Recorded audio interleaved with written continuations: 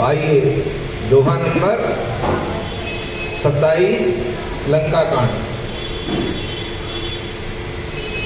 मंगल भवन अमंगल हारी, जय सिया राम हरे। द्रवहु सो दशरथ अजर बिहारी, जय सिया राम हरे। कुंभकर्ण अस बंधु मम, सुत प्रसिद्ध सक्रार। मोर पराक्रम नहीं सुनहि, विदहु चराचर धारी। सियावर रामचंद्र पद जय शरणम, शंकर हरि ओम जय जय सिया राम। मंगल भवन अमंगल हारी, श्री राम जय जय राम। प्रभु सो दशरथ अजर बिहारी, श्री राम जय जय राम। नागहि खग अनेक बारी सा, श्री राम जय राम। सूर न होइते सुन सब कीसा, श्री राम जय राम। मम भुज सागर बल जल पूरा, श्री राम जय राम।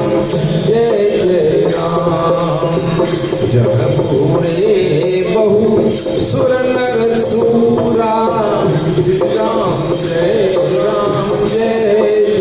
राम। बीस पयोधि अगाध अपारा, श्री राम जय राम। ओ असबीर जो पाई पारा, श्री राम जय। आदिक पालन मैं नीर बहावा, श्री राम जय राम। रूप सुजस खल मोहि सुनावा, श्री राम जय राम। जो पै समर सुभट तब नाथा, श्री राम जय राम। मुनि कहसी जासु गुण गाथा, श्री राम जय राम। तौ बसीठ पठवत एहि काजा, श्री राम जय राम। विभूषण प्रीत करत नहीं लाजा, श्री राम जय राम। हर गिरि मथन निरख मम बाबू, श्री राम जय राम। 60 कपिल प्रभु ही सराहु, श्री राम जय मंगल भवन अमंगल हारी, श्री राम जय राम। राम सो दशरथ अजर बिहारी, श्री राम जय। सूर कवन रावण सरिस स्वकर, कोटि जहि शीस हुने अनल अति हर्ष बहु। बारसाधि गौ रामचंद्र पद जय शरणम, शंकर हरि ओम। आइए इसी दोहे की सुंदर व्याख्या बहन जी करें। जय सिया राम। जय सिया राम। लंका कांड में मानस में अंगद रावण संवाद गत दिनों से हम खूब आनंद लेके गा रहे हैं और सुन रहे हैं। अंगद बार बार ये प्रयास कर रहा है कि कैसे भी करके रावण अपने इस अभिमान को छोड़े और राम की शरण में आ जाए। क्यों फालतू में कलेश को बनाना बढ़ाना। लेकिन अभिमानी रावण को ये लगता है कि मैं कैसे, मेरे पास तो इतना धन है, इतना बल है, इतना पराक्रम है, मैंने सबको जीत रखा है, बार बार तो मैंने अपने सिरों को काट कर इतना इतना अपना पराक्रम संसार को दिखाया हुआ है, तो मुझे किस चीज़ की कमी। और ये बार बार, और वो उसको अपने दो ही काम याद आते हैं ज़्यादातर। एक तो उसको सिर अपना काट के जो होम करता था अग्नि में भगवान शिव के लिए, और एक जो उसने हर गिरी को यहाँ पर अपने हाथों से उठाया था। और फिर उसको ये लगता है सब दिक्पाल भी मेरे ही अंदर कंट्रोल में है। कल आपको बताया था समस्त दिक्पालों के बारे में। अब आज भी जब अंगद जी ने उनको खूब समझाया कि हे रावण, तेरे अभी गाल तब तक बज रहे हैं जब तक कि रोप अभी हुआ नहीं है। जिस दिन गुस्सा करके और समर युद्ध के अंदर तुम्हें जब अपने बाण छोड़ेंगे तो तुम ये गाल बजाने लायक नहीं रहोगे, फिर तुम बिल्कुल भी बोल नहीं पाओगे। और तुम्हारा हाल ये होगा कि जैसे गेंद होती है उसको उछाल उछाल कर लोग पैर मार मार कर उसको खेलते हैं, तेरे भी जितने जो सिर हैं जो आज अपना अभिमान से कुछ भी बोल रहे हैं, ये सब के सब कपी के, बंदरों के, भालुओं के खेलने के लिए ये गेंद के समान होंगे। और वो उस युद्ध के मैदान में तेरे इन सिरों के साथ अपना मनोरंजन करेंगे। ये सब सुन रहे हैं। तो अब ये अंगद जी की जब ये बात, कटु बात, और ये हम सब जानते हैं कि जब सत्य बताया जाता है तो कहाँ प्रिय लगता है। कटु सत्य तो कटु ही होता है। लेकिन अभिमानी रावण को भी ये, अब देखो जिसको बुखार चढ़ा होता है ना, उसको हर चीज़ जो है ना बेकार लगती है। चीज़ बेकार नहीं है, तबीयत अपनी ही खराब है। यहाँ पर व्यक्ति का स्वयं का जो है अपना स्वास्थ्य अगर ठीक नहीं है तो उसके लिए सब अच्छा नहीं लगता। यहाँ रावण को भी अच्छी दी हुई सीख नहीं समझ में आ रही है। मानस के न्याय पे भी हम देखें तो यहाँ समझा कौन है? भगवान शिव सती को समझा रहे हैं, वो नहीं समझ रहे। भगवान राम ने सीता जी को बोला कि हे सीते, तुम वन में मत चलो, वन में अत्यंत कठिनाई होगी और इसका परिणाम भी अच्छा नहीं रहेगा। माँ जानकी ने भी कहा कि नहीं मुझे जाना है। लखनलाल जी को भी कहा गया कि आप ही घर पे रह लो, नहीं माना गया।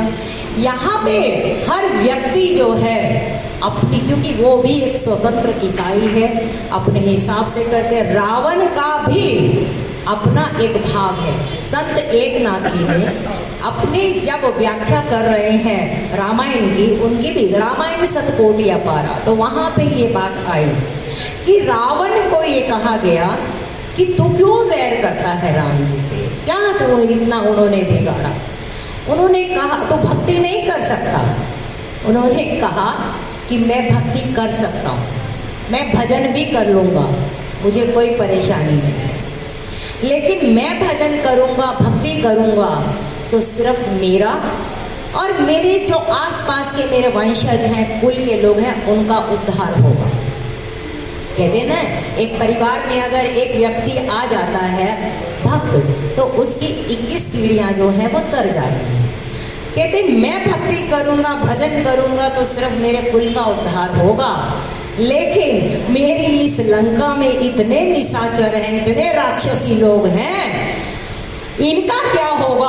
और अगर शत्रु भाव से मैं परमात्मा को अगर भजूंगा तो परमात्मा बरबस उनको आना ही पड़ेगा। और प्रभु के पवित्र बाणों से जब इन सब राक्षसों का, निशाचरों का वध होगा तो ये भी प्रभु के परम धाम को पहुँचेगा। ये रावण की अदा है। नाहक ही हम किसी मजबूर को बुरा कहते हैं, वक्त बुरा होता है, व्यक्ति बुरा नहीं होता है। ये समझ बन जाए कि परमात्मा का प्रत्येक विधान मंगलमय है। अब देखो राम जी आए हैं सुबेल पर्वत पे, मंदोदरी कहती है अपशगुन है, मुकुट गिरते हैं रावण के तो कहती है अपशगुन है, और रावण कहता है ये मंगल है, उसको मंगल दिखता है। और ये देखो कि जब उसने समुद्र को बांधा है, भगवान राम जी जब समुद्र के ऊपर सेतु बनाने की, कोई विघ्न रावण की तरफ से नहीं आया। सुबेल पर्वत पे भी जब वो आए हैं तो भी रावण ने कोई वहां पर ऐसा विघ्न उपस्थित नहीं किया। उसी की टेरिटरी में तो खड़े हैं अब तो भगवान राम वहां पर, लेकिन कोई विघ्न नहीं। हर एक की अपनी अदा, किसी को हम यहाँ पर क्या बुरा है। अब अंगद की विधा अलग है, वो कहते तुम साक्षात राम की शरण में चले जाओ। रावण कहता है मैं तो हूं ही उसकी शरण में, जाऊं कहां से, वो हर जगह तो वही है, लेकिन मेरी अदा अपनी है, क्योंकि मैं भी उसी का अंश हूं। ईश्वर अंश जीव अविनाशी, वो अपनी अदा से भज रहा है और बहुत सुंदर संवाद चल रहा है। लेकिन अंश तो हम समझते हैं, लेकिन जब समझते समझते उसमें अपना थोड़ा अहम भाव आ जाता है। अहंकार क्या, अगर आप अहंकार का संधि विच्छेद करें तो अहम प्लस आकार, जब हम अपने अहम को आकार दे देते हैं वही तो अहंकार है। जब हम मैं करूं हूं एज अज्ञानता, नरसिंह भगत के क्या कहते हैं कि बकरी ने मैं कहा, मैना ने मैं ना कहा, मोल भयो 10 शीश। मैना मैना मैना मैना, मैना ने मैं ना कहा, मोल भयो 10 शीश, और बकरी ने मैं कहा, कबीर कटायो शीश। जिसने भी यहाँ पर मैं करी है तो उसके तो शीश ही कटे हैं। और हम सब जानते हैं अंततः रावण का क्या परिणाम। अरे जब रावण मरा तो मरा त्रेता युग में, आज भी उसके पुतले जल रहे हैं। कहाँ उसकी बुद्धि, आज भी उसके लिए इतना सब। किसी बच्चे का नाम कोई माता पिता रावण नहीं रखते, कोई भी नहीं रखता, राम सब रखेंगे। क्यों? हमारी आत्मा की मांग है, हमें सत्य पसंद है, हमें न्याय पसंद है, हमें प्रेम पसंद है, हमें सौंदर्य पसंद है, ये आत्मा की मांग है हमारी। रावण सब तरीके से परमात्मा को भजा, लेकिन संसार के सामने उसका जो अहंकार है, जो अभिमान है कि लोगों के सामने मैं कैसे अपने आप को नीचा दिखा दूं, अंगद की बात मानने को तैयार नहीं है। और अंततः क्या कहता है, कुंभकर्ण अस बंधु मम, सुत प्रसिद्ध सक्रारी, मोर पराक्रम नहीं सुनहि, जीते चराचर झारी। अंगद के जब वचन उसको अग्नि में जैसे घी डाल दिया जाए, इस तरीके से ऐसे ज्वलनशील लगे, तो कहता है हे मूर्ख, हे दुष्ट, तुझे नहीं पता कि कुंभकर्ण जैसा मेरा भाई है। रावण को 3 का बहुत बल है, बहुत अहंकार है उसको 3 का। एक तो अपने भाई का अहंकार है कुंभकर्ण का, एक अपने पुत्र मेघनाद का बहुत उसको अभिमान है, अहंकार है कि मेरा पुत्र है इतना बलशाली है, और एक उसको अपनी भुजाओं का बहुत बल है कि मेरी भुजाएं, और आएगा अभी प्रसंग। वहां पर जब अंगद जी ने बोला कि परशुराम का जो फरसा था वो सागर था, तो उसने कहा वो तो एक फरसा सागर तू बता रहा है, मेरी तो 20 की 20 भुजाएं जो हैं वो पूरी की पूरी सागर के समान है, और उस सागर में कितने कितने लोग डूब चुके हैं तुझे क्या पता। यहाँ पे वो 3 कुंभकर्ण अपने भाई का और मेघनाद जो इंद्रजीत है उसका वो वर्णन कर रहा है अंगद जी के साथ। कुंभकर्ण अस बंधु मम, हम सब जानते हैं कुंभकर्ण के बारे में कि कुंभकर्ण और इन तीनों ने, विभीषण ने, कुंभकर्ण ने, रावण ने तो वरदान मांगा था। तो जिस समय, अब कुंभकर्ण तो बहुत खाता पीता और अति बलशाली है कुंभकर्ण, इसमें इसके बराबर का जग में कोई प्रतिभट योद्धा नहीं है। वो जब उठता था त्रिलोकी जो थी त्राहिमाम कर देती थी, और जिस समय इसने वरदान मांगा तो सबने माँ शारदा की शरण में जाकर कहा कि हे माँ इसकी बुद्धि पलटो, अगर ये जीत जागता रह गया तो ये तो पूरे त्रिलोकी को परेशान कर देगा। एक दिन में इतना खाता है और इतना खाना और लड़ना, यही काम था। तो ये ऐसे लोग तो सोते हैं। घर में भी कई बार ऐसा देखा होगा, जिसका काम ही बिल्कुल क्लेश पाना होगा ना, तो उसके लिए लगेगा कि ये सोता ही रहे तो अच्छा है। जैसे ही उठे तैसे ही घर में कलेश। तो समझ लेना कि ये वृत्तियां जो हैं ये हमारे ही आसपास घूम रही है। उस समय वो स्थूल रूप में मर गए, लेकिन अभी भी रावणी वृत्ति, कुंभकर्णी वृत्ति, अभी भी कहते हैं ना जिसको नींद ज्यादा आ रही है तो कुंभकर्ण के समान सो रहा है। तो वृत्ति ऐसी है वहां पर कुंभकर्ण के पास। अब इसको रावण को बहुत उनका बल है, अहंकार है, और अंगद को बोल भी रहा है कि मेरा भाई बैठा है। ऐसा कथा ऐसी आती है, संत एकनाथ जी बताते हैं कि जिस समय रावण कुंभकर्ण के पास गया, युद्ध होने के लिए बिल्कुल अब शुरू हो चुका है, तो कुंभकर्ण ने उस समय कहा, और वो गोस्वामी जी भी कहते हैं कि हे रावण, तेरे को समझ में नहीं आ रहा, जगदम्बा हरियाण के सठ चाहत कल्याण, तू जगदम्बा को हर लाया है तो क्यों नहीं अब वापिस कर देता, तेरा कल्याण नहीं होगा। ये तो तेरा, हमारे कुल का नाश तो होगा ही, पूरी निशाचर वंश का नाश हो जाएगा। तो एक अपने लिए पूरे निशाचरों की जाति का नाश क्यों करने पे तुला है। रावण ने, कुंभकर्ण ने समझाया। हम सब जानते हैं कितना ज्ञान की जब बातें हो रही थी, तो उसी समय रावण ने करोड़ों कितने घट मंगवाए, उसके मदिरा के और महिष के मांस के सब खिलाया, उसकी बुद्धि बदल गई, वो एक अलग बात है। लेकिन कुंभकर्ण ने उसको एक प्रपोजल दिया, तुझे लगता है कि तू हर के ले आया और अब तेरे लिए मुश्किल है वहाँ पर अपने आप को पीछे हटना, जिस कदम को तूने आगे बढ़ा दिया, तो तू एक काम करना, तू सीता के पास ही, तू तो मायावी है, सब कुछ कर सकता है, तो तू राम का रूप बना के सीता के पास क्यों नहीं चला जाता। जैसे ही तू सीता के पास जाएगा राम का रूप बना के, और उसी समय जब सीता राम समझ के समर्पित हो जाएंगे, कि पता है वो अहल्या वाला प्रसंग तो सबको मालूम ही है, तो जैसे छली तो तू है, और तेरे को जब सीता समर्पित हो जाएगी तो तेरी बात बन जाएगी। अब उसने कहा भैया परेशानी तो यही बात की है, मैं राम से शत्रु भाव रखता हूँ, लेकिन राम मुझसे शत्रु भाव नहीं रखते, वो इतने उदार हृदय हैं। जैसे ही मैं राम का रूप धारण करने की कोशिश करता हूँ, आप क्या समझते हैं मैंने इस युक्ति को नहीं अपनाया होगा। जानकी को प्राप्त करने के लिए मैं क्या नहीं कर सकता, मैंने ये भी युक्ति अपनाई।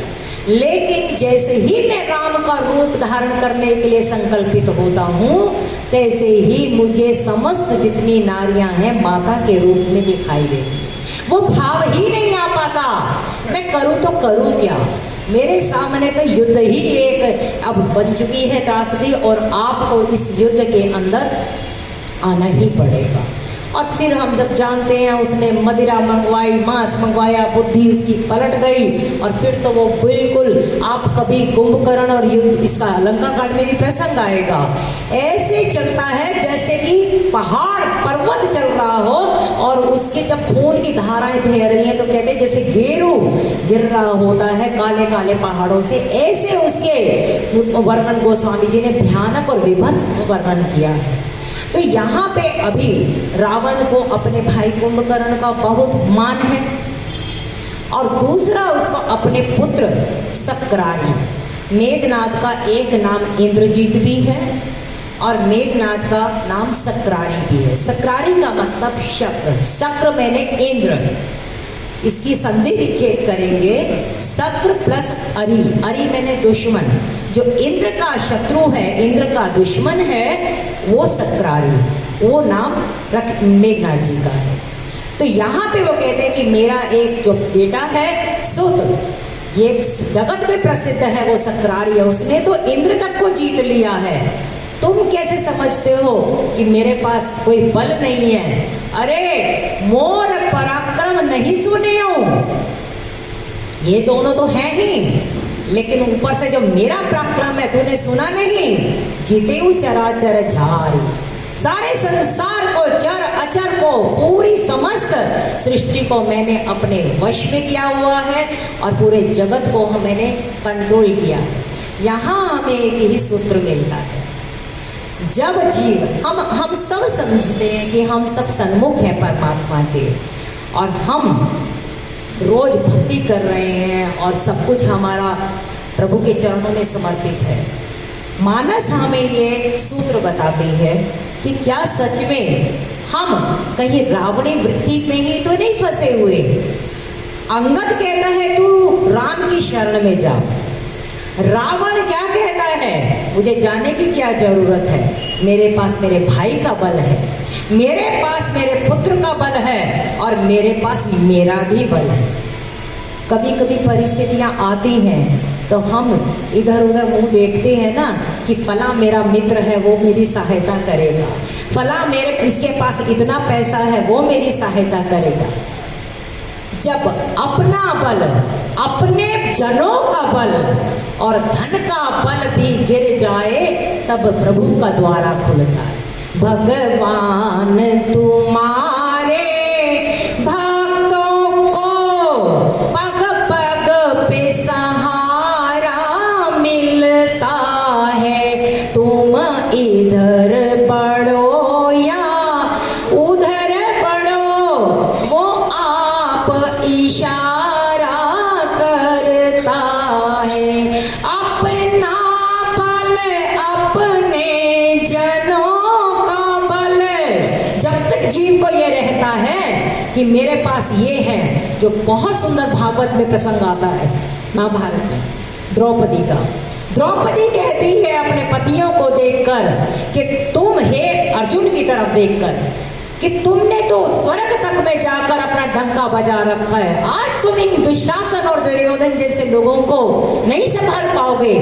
अर्जुन की आंखें नीचे हो जाती हैं, युधिष्ठिर को देखती है, भीम कस मसा रहा है और भीम युधिष्ठिर को देखता है कि एक बार इशारा कर दे, मैं इसको बिल्कुल दुशासन को मैं इसको चूर चूर कर दूं। लेकिन सत्य धर्म के नाम पे वो कुछ भी नहीं कर पा रहे। पांचों पतियों की होते हुए भी वो नारी का सामने सामने चीरहरण हो रहा है। भीष्म को देखती है, दादा आपके ही कुल की वधू हूँ, आप प्रसंग पढ़े कभी महाभारत में, उस समय द्रौपदी की क्या अवस्था हुई। नारी को लोगों ने बहुत बदनाम किया है, द्रौपदी की वजह से युद्ध हुआ। द्रौपदी की वजह से युद्ध नहीं हुआ, यह युद्ध हुआ है धृतराष्ट्र के मोह के कारण। ये युद्ध हुआ है दुर्योधन की जो अपनी एक असीमित और कुत्सित वासनाएं हैं कि मैं दूसरे का धन हड़प लूं, ये उसके कारण हुआ। वहां द्रौपदी भी शिव पितामह को देखती है, सबको देख रही है, और सब अपना विदुर ने तो बल्कि वहां प्रतिकार भी किया, लेकिन जब कोई नहीं दिखा, अपने कहनाने वाले लोग भी सब अपने ना बन पाए, तो फिर उसकी वहाँ परमात्मा के पास आवाज़ पहुँचती है। आप वहाँ पर देखें तो जो द्रौपदी का एक श्लोक है वहाँ पे, व्रज जनार्ति हरम ये द्वारकाधीशम गोपी जनवल्लभ। और जब उसने हे कृष्ण करके, क्योंकि द्रौपदी का एक नाम कृष्णा भी है, और जब उसने भगवान कृष्ण को याद किया है तो उसी समय कहते हैं अदृश्य रूप में कहाँ से वस्त्रावतार परमात्मा लेकर और द्रौपदी की लज्जा को जब वहाँ बचाया है तो वो रो पड़ी कि जिनको मैं अपना मानती थी वो कोई काम नहीं आया, वो एक मेरा वही सखा काम है। आप भी ये देख लेना, जीवन में जब भी कोई ऐसी परिस्थिति आती है तो अपने लोग सब इधर उधर हो जाते, कहलाने वाले अपने लोग एक परमात्मा ही होता है जो हमारे अंदर की पीड़ा को भी जानते हैं। तो क्यों ना हम उसी से ही अपना संबंध बना के रखें। जब मीरा जी को सब लोगों ने इतना तंग करना शुरू कर दिया, मीरा जी अंततः अपने मायके में जाने लगी, तो वहाँ पर भी उसको अब ये लगा कि यहाँ भी रहना ठीक नहीं है, वृंदावन आई, और फिर अंततः उसको लगा मेरे तो गिरधर गोपाल, मेरा कोई नहीं है, मेरा पति चला गया, मेरे ससुराल में कोई नहीं है, मेरे मायके में कोई नहीं, थे सब लेकिन कोई नहीं, मेरे तो गिरधर गोपाल। द्वारकाधीश के पास जब वो चली जाती है, मेवाड़ के सारे लोग वहाँ उसको लेने के लिए आते हैं, क्योंकि वहाँ अब अकाल पड़ चुका है, राजाओं ने वहाँ आक्रमण करके उनकी संपत्ति को छीनने का प्रयत्न कर लिया, और सबने कहा तुमने एक साधु चरित्र, एक भक्त का अपराध किया है, इसी का तुम्हें कोप भाजन होना पड़ रहा है। जब तक मीरा वापस नहीं आएगी कल्याण नहीं होगा। वहां पंडितों को भेजा गया द्वारकाधीश में, सबने बहुत वास्ता दिया, परिवार का, नगर का, राज्य का। हे मीरा जी, अगर आप वापस नहीं आएंगी तो सब लोग त्राहिमाम कर रहे हैं। मीरा बहुत असमंजस में है, अब मैं क्या करूं? संसार बुलाता है इधर, और हे हरि अब तो तेरे ही चरणों में मेरे को सब कुछ जो तू चाहेगा वही होगा। और कहते हैं अगले ने कहा ठीक है, अगले दिन हम सुबह चलेंगे, मैं अपने गिरधर से पहले आज्ञा तो लूँ। और हम सब जानते हैं ऐसी लागी लगन मीरा हो गई मगन, वो तो गली गली हरि गुण गाने लगी। कृष्ण में ही वो समा गई। कृष्ण भी ने उसको वापस नहीं भेजा कि अब कहाँ तो संसार में जाएगी, जिस संसार ने तुझे धक्का दिया अब मैं तुझे वहाँ वापस नहीं लौटूंगी। और कहते हैं ये मीरा कोई और नहीं थी, ये पूर्व जन्म की गोपिका थी। कथा ऐसी आती है कि एक छोटी सी बालिका है जिसका नाम माधवी था पूर्व जन्म में। अब देखो कथा जो है ना गंगा मैया है, कहाँ से किसको आना है वो अपने आप आएगी, आनंद ले ले हम लोग। वो उसकी माँ ने जब माधवी का जब विवाह होना है तो वहाँ पर गोकुल में जाना है उसको, और ये समझा दिया कि देख बेटा वहाँ पे एक कन्हैया है, वो बहुत उत्पाती है, वो बहुत कोशिश करेगा तेरा मुख देखने के लिए। ऐसी मोहिनी डालता है कि सारी जितनी भी जो नारी हैं वो उसके ही सम्मोहन में रह जाती हैं। तू बिल्कुल उसकी शक्ल मत देखना और ना ही अपनी शक्ल दिखाना, तो उसके मोह में मर पड़ जाना। माँ ने इतना पक्का कर दिया था उसको। और कहते हैं जब उसकी शादी हुई और जिससे शादी हुई वो भगवान कृष्ण का, कन्हैया का सखा ही था। तो जब डोली आती है, अब भगवान कृष्ण तो कौतुकी है, जब डोली आई है तो पर्दा उठा उठा के जब देख रहे हैं तो वो देखने से मना कर देती है। तो वो उसको कहते हैं ब्रिज भाषा में अपने सखा को, ये भाभी कैसे लाए हो है तू, ये तो देख अपना मुंह भी नहीं दिखाती है। और उचक उचक के भी देखने पे उसने अपनी जब चेहरा नहीं दिखाया तो वहाँ उस कन्हैया ने तब बोला कि तू आज मुझे अपना मुख नहीं दिखा रही है, लेकिन कभी इसी चेहरे को देखने के लिए तू रोएगी, तू तड़पेगी, तू परेशान होगी। और कहते हैं कि जब धीरे धीरे उस माधवी को पता चला कि कन्हैया कोई और नहीं है, ये तो सबका घट घट का प्राण है, सबको आनंद देने वाला है, उसने बहुत प्रयत्न करे कैसे भी इस कन्हैया का मैं अब सामने से अब उसके भी जो गोपी जन है उसी के भाव में आऊँ। लेकिन कन्हैया ने उसको नहीं, बिल्कुल भी प्रवेश नहीं दिया अपने उस भाव में। और कहते हैं यही माधवी जो थी अगले जन्म में जाकर मीरा बनी है, और इसी मीरा ने फिर आगे जाकर कृष्ण की भक्ति करी है और द्वारकाधीश में वहाँ पर वो प्रभु में समाई है। हम लोग नहा के ऐसे यहाँ पर जो आ गए और इकट्ठे होकर प्रभु के प्रेम में यहाँ हम सुनते, कोई कारण होगा, ऐसा नहीं है कि ये अकस्मात हो गया। रावण के यहाँ पे भगवान राम आए हैं, स्वयं आ रहे हैं, बिना बुलावे के आ रहे हैं, तो कोई कारण होगा। क्यों?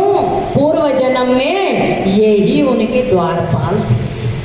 तो अपने आप को भी हमें धन्य समझना चाहिए कि प्रभु तूने हमें सत्संगति दी है, शास्त्र को समझने की बुद्धि दी है, तो हमारी भी कोई जन्म जन्म की यात्रा रही होगी, हम आगे और प्रयत्न करेंगे। आज ही कथा का प्रसाद है, हमारे अगर नाम निष्ठा बढ़ानी है, प्रभु के चरणों में निष्ठा बढ़ानी है, तो हमें कुछ आश्रयों को छोड़ना पड़ेगा। जैसे रावण अपने भाई का आश्रय, अपने पुत्र का आश्रय, अपने बल का आश्रय लेके बैठा है, घटना नहीं घट पाएगी।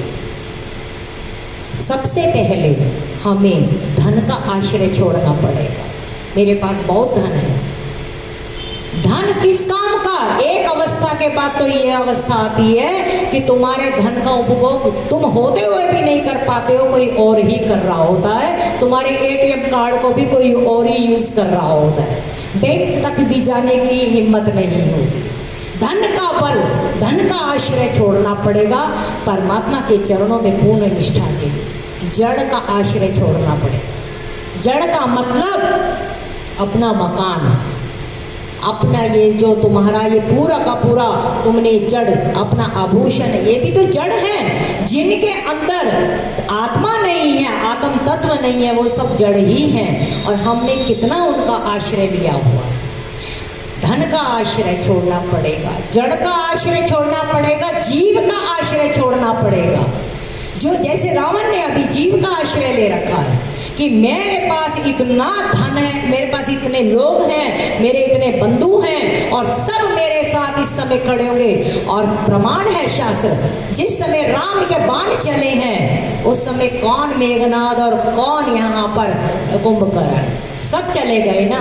अंततः तो रावण का भी प्राणांत हुआ, कोई सहायक नहीं बना, एक परमात्मा के ही सहायक होता है ये। और उसमें तो काफी 9 प्रकार के आश्रय बताए हैं, वो कभी फिर प्रसंग आएगा तो बताएंगे। लेकिन यहाँ ये प्रसंग आया, इस समय रावण अपना जीव आश्रय यानी कि अपने बंधु बांधवों का, अपने बल का आश्रय लेकर अंगद जी को कहता है कि मैं क्या नहीं कर सकता। सटल शाखा मृग जोरी सहाई, बाना सिंधु इहाँ ही प्रभुताई, नाग ही खग अनेक बरिसा, सूर्य न होई ते सुनो सब कीसा। अंगद जी को सट कह रहा है, ये सट शाखा मृग वो होते हैं जो शाखा से शाखा पर, ये गोस्वामी हनुमान जी ने भी बोला था ना, शाखा ते शाखा पर जाए, वानरों को भी बोला जाता है। ये सट शाखा मृगों को, मैंने ऐसे बंदर भालुओं को तूने इन सबको जोड़ जोड़ कर उसने एक सागर को बांध लिया, सेतु बना लिया।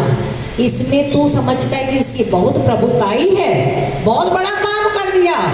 अरे ये कोई बहुत बड़ा काम नहीं हुआ, सागर को पार तो ये पक्षी भी कर रहे होते हैं, लेकिन वो पार करने से कोई बहुत बड़े शूरवीर नहीं हो सकते हैं। यहाँ पर बारिशा मैंने समुद्र, कितने समुद्रों को पक्षी ऐसे ही लांग जाते हैं, इससे वो कोई शूरवीर नहीं कहलाए जा सकते। और इसने बंदर भालू को इकट्ठा कर दिया। अच्छा मजे की बात क्या है, ब्रह्मा जी से जब मांगा वरदान, तो क्या वरदान मांगा था? हम काहू के मरही न मारे। अब जब ये कह दिया हम काहू के मरे न मारे, तो बड़ा भाई अब ब्रह्मा की सृष्टि में ऐसा कैसा हो जाए। एकदम माँ शारदा ने बुद्धि पलटी और फिर 2 राइडर्स लग गए, 2 कंडीशन लग गई। बानर मनुज जाति दुई बार, एक वानर और एक मनुष्य जाति, ये दोनों को, क्योंकि इनको तो वो अपना आहार समझता है, तो अब ये दोनों को छोड़कर हम किसी से ना मारें। अब ये दोनों का ही कॉम्बिनेशन हो चुका है। ब्रह्मा की सारी बातें सही मानता है, लेकिन उसको ये नहीं पता कि जब ब्रह्मा से वरदान लिया था तो ये वानर और मनुष्य को ही लिबर्टी दी थी कि यही आके मारेंगे, और अब यही आकर तेरे द्वार पे खड़े हो गए, तू अब तो समझ जा। लेकिन मोह और अभिमान समझने नहीं देता कि मृत्यु अब निकट आ चुकी है। सब वही कॉम्बिनेशन बन चुका है। मनुष्य भी अब देखो समुद्र लांग कर आ गए और वानर भी आ गए हैं, जिसको तूने कहा था कि ये तो कुछ नहीं। लेकिन जब व्यक्ति में अहंकार होता है तो व्यक्ति को उसकी बुद्धि जो है, जब मृत्यु आती है, किसी लंका कांड में आएगा, काल कभी किसी को डंडा मारता नहीं है, 4 चीजें हर लेता है। काल दंड गही काहू न मारा, काल ने किसी को डंडा लेके नहीं मारा कि सामने काल आ जाए और डंडा मार रहा और बंदा मर जाए, नहीं।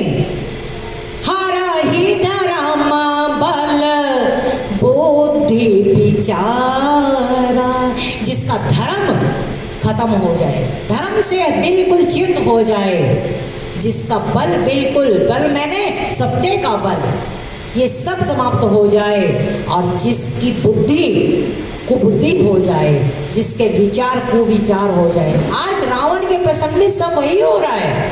हनुमान आया, हनुमान जी ने आकर उसकी लंका जलाई, उसकी अशोक वाटिका जलाई, और इसको कहा गया तब तेरा बल कहाँ था, लेकिन उसको नहीं समझ में आ रहा। सबको समझा रहा है लेकिन उल्टे विचार हैं, हर चीज को वो उल्टा ही समझ के चल रहा है। ये मृत्यु के लक्षण है, लेकिन रावण को नहीं समझ में आ रहा, और फिर अपना पराक्रम दिखाने के लिए कहता है कि ये जो समुद्र लांघ कर आए कोई बहुत बड़ी बात नहीं है।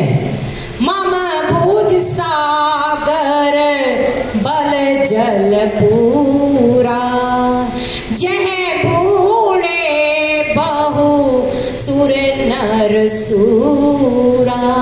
अरे ये मेरी जो भुजाएं हैं, 20-20 भुजाएं, ये अथाह समुद्र है, और समुद्र है तो उसमें जल भी होगा।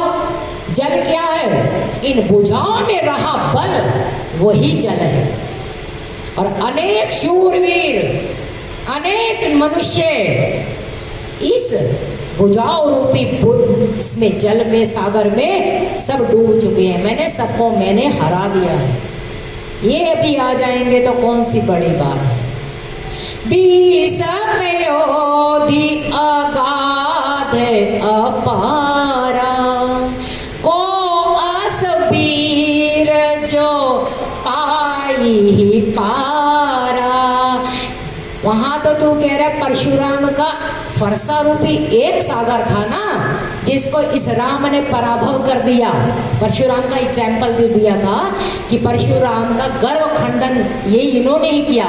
बोले वहां पर एक परशु रूपी सागर था, यहाँ 20 भुजाओं रूपी सागर है, और फिर देखूंगा कि कौन शूरवीर है जो आकर इन 20 समुद्रों को लांघ पाएगा, जिसमें बल का पूरा जल भरा पड़ा है। ऐसा कोई वीर नहीं जन्मा जो इन समुद्रों को लांघ पाए। अहंकार है, क्योंकि आज तक कभी किसी से हार मानी, जहां पर हारता दिखा वहां पैर पकड़ लिए। सहस्र बाहु थे, वहां पर जाकर तो अब कुछ बनी नहीं, बाली के सामने बनी नहीं, तो वहां तो कई लोगों का ये होता है, अपने से बलवान दिखा तो उसके सामने हाथ जोड़ लिए, लेकिन बाकियों सब पर पूरा रोब चलाना। यहाँ राम को वो ऐसा समझ रहे हैं कि ये तो तपस्वी है, पिता ने इसको घर से निकाल दिया है, वानरों की सेना लेके इधर उधर घूम रहा है, इसके साथ है कौन। और ये सब देखते कि कमजोर को हर व्यक्ति दबाने की सोचता है, यही रावणी मानसिकता है। जहां एक कमजोर व्यक्ति को कोई दबा रहा हो तो समझ लेना कि ये भी रावण का अवतार यहाँ इसमें हो चुका है। अब यहाँ अपने 20 भुजाओं का बल अंगद जी को जब बता रहा है तो दिक्पालन में नीर भरावा, भूप सुजस खल मोहि सुनावा। ये खल इन दिक्पालों से तो मैं अपना घर का पानी भरवाता हूँ, जो समस्त रक्षा करते हैं 10 दिशाओं में, वो तो मेरे घर का पानी भरेंगे। और तू मुझे उस राजा का, कहता है कि वो राजा है, उस राजा का तो मुझे सूरज सुना रहा है कि वो ये कर देंगे और वो कर देंगे। जो पे समर सुभट तब ना था, पुनि पुनि कहसी जासु गुण गाथा। अगर वो इतना बड़ा युद्ध लड़ने का योद्धा है जिसके तू बहुत गुणगान गा रहा है, तो बसीठ पठ वत के ही काजा। बसीठ कहते दूत को जो संदेशा लेके जाता है। अब पहले रामदूत भेजे हनुमान जी के रूप में, अब अंगद को भेजा है। अब उसको परेशानी हो रही है कि मैंने तो उसके पास कोई भेजा नहीं, वो क्यों बार बार भेजा जा रहा है, कभी किसी को कभी किसी को। इतना अगर पराक्रमी है, इतना योद्धा है, आके लड़ता क्यों नहीं। इसमें कहीं ना कहीं उसकी गुप्त भी एक इच्छा जगी हुई है। दर्शन दो घनश्याम नाथ मोरी अखियां प्यासी रे। उसको जल्दी है, सामने खुद आए, जरा सामने तो आओ, चलिए छुप छुप चलने में क्या राज है, तुम छुप ना सकोगे परमात्मा, मेरी आत्मा की एक आवाज है। हर रावण में भी एक राम होता है। देखो भैया, बहुत मानस में कम चौपाइयाँ, कुछ चौपाइयाँ हैं जिसमें रा और म शब्द नहीं है, वरना हर चौपाई को आप अनुसंधान करें, कहीं ना कहीं आपको र शब्द भी मिलेगा और म शब्द भी मिलेगा। जैसे किसी दिन एक ने बताया था, राम मैंने रावण प्लस मंदोदरी। रावण में भी तो रा छुपा ही है, परमात्मा तो हर एक में छुपा है, लेकिन बस मात्रा का फर्क है। इस रावण को भी है कि बार बार दूतों को भेजा जा रहा है, जरा सामने तो आओ, जरा हम भी देखें कि क्या तुम में यहाँ पर कितना बल है। अदा उसकी अपनी है। तो बसीठ पटवत के ही काजा, रिपुसन प्रीति करत नहीं लाजा। रिपु के साथ, दुश्मन के साथ प्रीति करते हुए उसको लज्जा नहीं आ रही। अब वो याद दिलवा रहा है, क्योंकि उसको तो पता है कि हमारा एग्रीमेंट यही हुआ था कि शत्रु भाव रखेंगे तो 3 जन्म में मिलेंगे। ये प्रेम की बात कहाँ से आ रही है? जरा सामने आओ, 2-4 हाथ हो जाए, मैं भी निर्वाण पाकर अपनी ड्यूटी पे वापस चला जाऊं।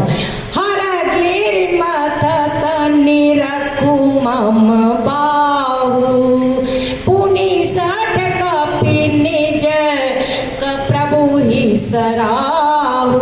अरे हर गिरी मैंने कैलाश, हर मैंने भगवान शंकर, और शंकर भगवान का जो पर्वत है, गिरी है, वो कैलाश है। कैलाश का ये मथन करने वाली मेरी भुजाएं, और फिर उसके सामने तू अपने मालिक की प्रशंसा कर रहा है, बखान कर रहा है। तुझे समझ नहीं है क्या? सूर्य कवन रावण सरिस, स्वकर काटी जेहि शीस। अरे रावण के समान कौन शिव शूरवीर है? अपने हाथों से अपने सर को काटा है। कोई तो दूसरा अगर किसी के सिर को काटे तो भी आदमी को डर लगता है। मैंने तो स्वयं अपने अपने हाथों से काट कर शीश हवन में दिए हैं भगवान शिव की पूजा के लिए। ऐसा शूरवीर कौन होगा इस जगत पे? उन्हें अनल अति हर्ष बहु बार साखी गौरी। भगवान शंकर सा अपने शीश को अपना ही बखान कर रहा है। अंततः तो ये रावण जो है वो गुप्त प्रेमी है। एक कथा आती है, जिस समय मेघनाद का वध हुआ, हम सब जानते हैं लक्ष्मण जी ने मेघनाद का वध किया है। मेघनाद का हाथ रावण के आंगन में जाके गिर पड़ा। अब रावण के आंगन में जब जाके गिर पड़ा तो पता लग गया कि मृत्यु हो चुकी है मेघनाद की। अब सिर नहीं आया था। अब सुलोचना जो उसकी पत्नी है, उसने कहा कि मुझे अपने ससुर से कि मुझे अपने पति का मस्तक भी तो चाहिए। तो रावण ने कहा मैं मस्तक नहीं ला पाऊंगा, तू एक काम कर, तू स्वयं जा। सुलोचना को, अपने पुत्र वधू को कहा कि तू जा और तू जाके अपने पति का मस्तक मांग। उसने कहा आप मुझे कह रहे हैं वहां जाऊं? वो आप उसकी नारी को हर के लाए, आपका वो शत्रु है, आपके पुत्र वधू को अगर वो सुनकर क्या व्यवहार करेगा? आपको नहीं लगता कि मुझे वहां जाना नहीं चाहिए? तो बोले बेटा, मैं तो चाहे दो भाव रखूं, लेकिन वो ऐसा नहीं है। तू एक बार जब जाएगी ना, तो वहां जाकर राम तुझे माँ के समान आदर ना दे तो मैं रावण नहीं। ऐसा रावण ने बोला। अब सुलोचना गई। ऐसी कथा भी आती है कि सुलोचना और सुनैना ये दोनों जो हैं ये बहनें हैं और शेषनाग जी की ये पुत्री हैं। शेषनाग जी ने ही इस सुलोचना को श्राप दिया था कि तूने मेरी पसंद, क्योंकि जिस समय मेघनाद ने इंद्रजीत को, सुलोचना का विवाह इंद्र से होना था, लेकिन जब मेघनाद ने इंद्र को जीत लिया तो सुलोचना के मन में मेघनाद के प्रति भाव आ गया और उसने कहा सुलोचना शेषनाग की कन्या। तो उसने मन में जब भाव आया कि अब तो मैं मेघनाद से ही विवाह करूंगी। पिता मानते नहीं थे कि ये अधर्मी है, इसका कुल अधर्म कर रहा है, मैं इसे विवाह नहीं करना चाहूँगा। सुलोचना ने कहा कि मुझे यही विवाह करना है। तो उस समय कहा था कि तेरे पति की मृत्यु भी मेरे ही कारण होगी, मेरे ही हाथों। तो जब सुलोचना पहुँचती है वहाँ पे, वहाँ लक्ष्मण जी भी हैं, हम सब जानते हैं लक्ष्मण जी शेषनाग के अवतार हैं। और वहाँ जब पहुँचती है तो कहती है कि मेरे पति का मस्तक मुझे चाहिए। तो बोले कि तेरे पति का मस्तक, तुझे क्या पता कि तेरे पति का मस्तक यहाँ पर? बोली मैं सती हूँ, मेरा नाम सती सुलोचना है, मुझे मालूम है मेरे पति मेरी बात का जवाब देकर स्वयं मुस्कुरा जाएंगे, तो आप समझ लेना कि वो मेरे पति हैं। तो उन्होंने, बंदर सब हंस पड़े, जितने भी वहाँ सब लोग थे, कि ऐसा कभी हो सकता है। तो उस समय सुलोचना वहाँ पर कहती है कि हे स्वामी, अगर मैंने सही में सती का जीवन जिया है और आप मुझसे प्रसन्न हैं तो आज मेरी परीक्षा है, आप अभी यहाँ प्रतिभाव दो इन सब के सामने। तो उसी समय कहते हैं मेघनाद का जो मस्तक था, मुंह था, वो प्रसन्न हंस पड़ा और सभी लोग वहाँ पर एकदम हतप्रभ रह गए। तो तब सुलोचना ने कहा था लक्ष्मण को कि आप ये मत समझना कि आपने इसमें मेरे पति को मारा है, ये तो ससुर और दामाद के बीच की लड़ाई थी। आपकी हिम्मत ही नहीं थी कि मेरे पति को हाथ लगा देते, मेरे सत का इतना प्रभाव है। ये जो मेरे पति की आज मृत्यु हुई है, ये सिर्फ और सिर्फ उर्मिला के सतीत्व के कारण हुई है। उर्मिला के सतीत्व का जो बल था वो आपके भीतर था और मेरा बल उनके सामने कमजोर पड़ गया, क्योंकि मेरा पति सत्य पे नहीं था, इसीलिए उसकी मृत्यु हुई है। और कहते हैं उसी समय फिर सुलोचना आई है और वो भी साथ में सती हुई है। आज के प्रसंग को हम यहीं रखते हुए हरे रामा राम राम सीता राम राम राम